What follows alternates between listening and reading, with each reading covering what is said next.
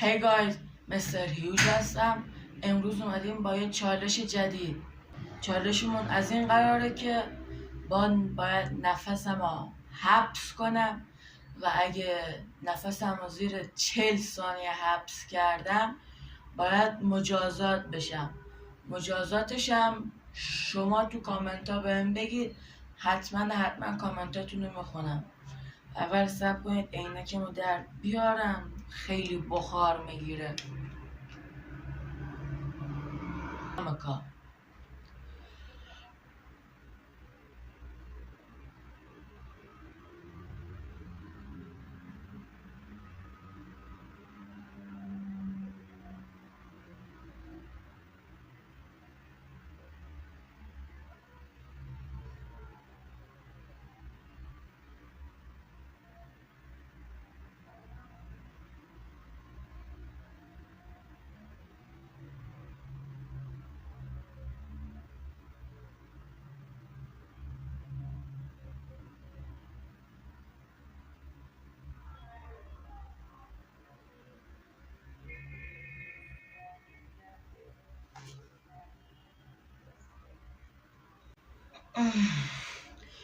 وای باوره.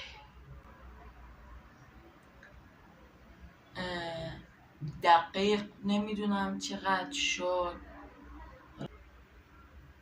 و اگه شما میدونید گفتم هم مجازات رو بنویسید، همین که چند ثانیه شد.